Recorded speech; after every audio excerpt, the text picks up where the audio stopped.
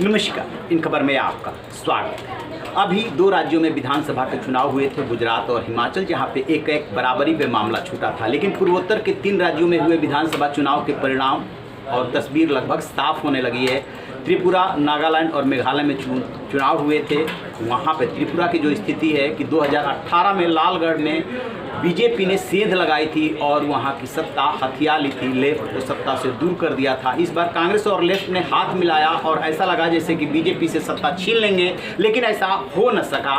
और जो अब नतीजे और रुझान आ रहे हैं उसमें बीजेपी एक बार फिर से पूर्ण बहुमत हासिल करती हुई दिख रही है। 33 और 34, 35 तक उसकी सीटें जा सकती है।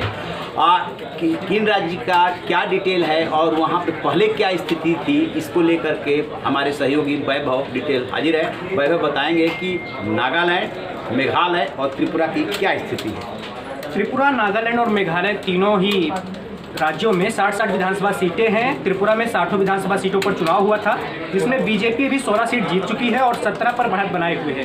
तो बीजेपी 33 सीटों पर आगे है, 21 का बहुमत का आंकड़ा है। तो साफ तौर पर बीजेपी एक बार फिर से त्रिपुरा में सरकार बनाने जा रही है। सीपीआईएम और कांग्रेस दोनों ने साथ मिलकर चुनाव लड़ा था। सीपीआईएम 1 सीटों पर जीत चुकी है और बढ़त 10 पर बनाए हुए है।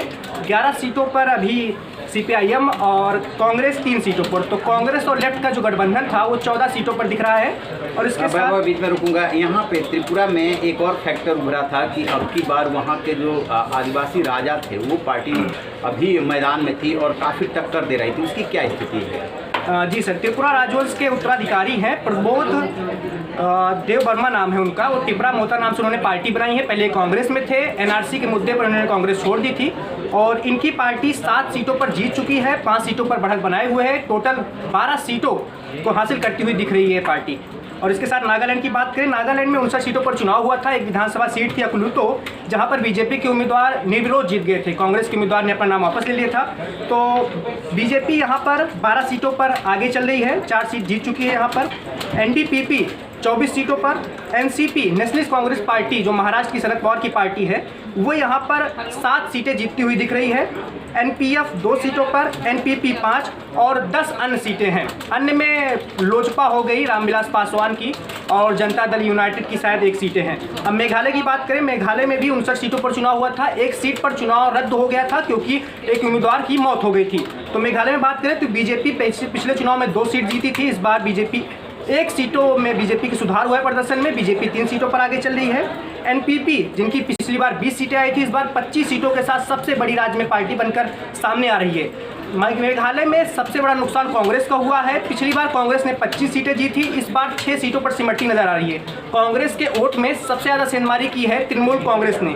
टीएमसी ने 12 से 13% वोट हासिल करती हुई दिख रही है टीएमसी पार्टी और 5 सीटों पर उसके उम्मीदवार अभी आगे चल रहे हैं। तो मेघालय में त्रिशंकु विधानसभा बनने के साफ संकेत मिल रहे हैं। खास बात इसमें ये लग रहा है कि टीएमसी पश्चिम बंगाल से बाहर निकल के मेघालय में न सिर्फ उपस्थिति दर्ज करा रही है बल्कि सशक्त उपस्थिति दर्ज करा रही है और कहीं न कहीं ये विपक्ष की रणनीति की कमी है कि आपस में ही जा कर के वहाँ पे वो लड़ गए। बिल्कुल सर। तो मेघालय की ये स्थिति हो गई। तो आप तीनों राज्यों का एनालिसिस करें, लगभग इसी के इर्द गिर्द जो है परिणाम रहने वाले हैं। तो जिस त्रिपुरा पे सबकी नज़र थी वो त्रिपुरा एक बार से फिर से जो है बीजेपी के हाथ में आ रहा है। बीजेपी वहाँ सत्ता पे काबिज होने जा रही है। सीटें उसकी 40 थी वो घट रही है। लेकिन बात करें यदि नागालैंड और मेघालय की, तो नागालैंड में उसे सत्ता मिलना और मेघालय में सत्ता के नज़दीक पहुँच जाना ये साबित करता है कि सरकार उसी की बनने जा रही है, गठबंधन की बनने जा रही है। अब इसको बेशक पूर्वोत्तर के तीनों ये छोटे राज्य हैं जहाँ पे 60-60 विधानसभा की सीटें हैं, लेकिन राजनीति यदि संकेतों और संदेशों से चलती है, गुजरात और हिमाचल को इसमें जोड़ लिया जाए तो बराबरी का मामला था तब। और 37 लाख से मात्र हिमाचल बीजेपी हारी थी, 37 लाख वोट से ही सिर्फ वो हिमाचल की सत्ता से दूर हुई थी। और अब पूर्वोत्तर के 3 राज्यों में यदि उसकी सरकार बनती है तो संदेश बहुत दूर तक जाएगा। क्यों वैभव?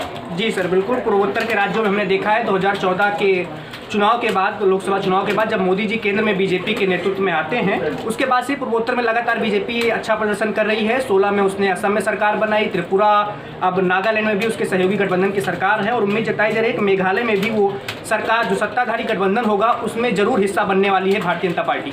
अब खबर आ रही है कि प्रधानमंत्री नरेंद्र मोदी बीजेपी के ऑफिस में रात 8 बजे आएंगे, बीजेपी जश्न मनाएंगे। बीजेपी कोई भी पार्टी जब जीतती है तो जश्न मनाती है और इसके साथ ही अब जो अगले इसी साल के लास्ट में 5 राज्यों में विधानसभा का चुनाव होना है, मध्य प्रदेश, राजस्थान, छत्तीसगढ़, तेलंगाना और मिजोरम, उसकी तैयारी शुरू हो जाएगी। और आम चुनाव के लिए तो दोनों पक्ष यानी सत्ताधारी दल और विपक्ष अभी से बाहें चढ़ाए हुए हैं, लेकिन ये जो संदेश है वो विपक्ष के लिए थोड़ा ठीक नहीं गया है।